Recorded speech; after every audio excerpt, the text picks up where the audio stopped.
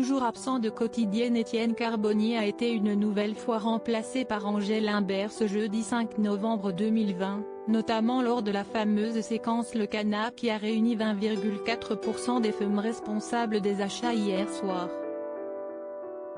Yann Barthès est auparavant revenu sur l'actualité du jour. Des tensions aux USA comme à son habitude, l'émission a débuté avec la chronique de Julien Bellevert, 19h30 Média. Le journaliste s'est intéressé à la propagation du coronavirus, en donnant la parole à des médecins qui estiment que la situation est déjà grave.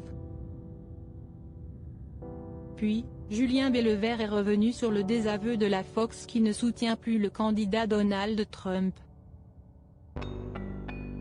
Elle a ainsi décidé d'annoncer la défaite de l'actuel président dans plusieurs États avant même l'officialisation des résultats. En duplex de la Pennsylvanie aux États-Unis, Laura Gessewiler couvre les élections américaines. La journaliste a montré les tensions existantes entre militants démocrates et républicains.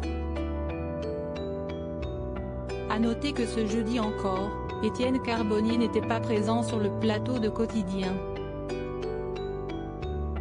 Pour rappel, le chroniqueur de Yann Barthès est absent depuis lundi 2 novembre.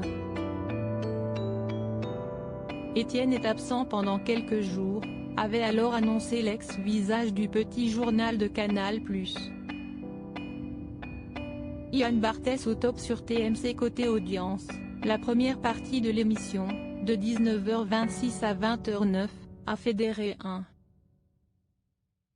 40 millions de fidèles, soit 5,6% de part de marché, entre 19h26 et 20h06.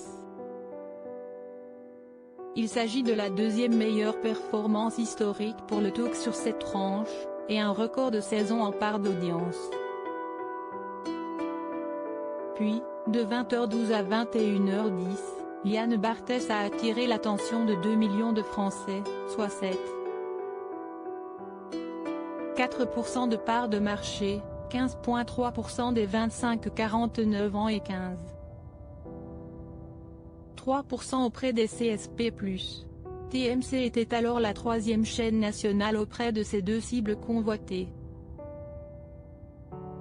Un score en hausse par rapport à l'édition du jeudi 29 octobre 2020 qui avait pu compter sur la présence de 859 000 puis 1,52 million de fidèles, soit 3,9% et 6,2% de part de marché auprès des 4 ans et plus, ainsi que 7,1% et 10,7% sur la cible commerciale.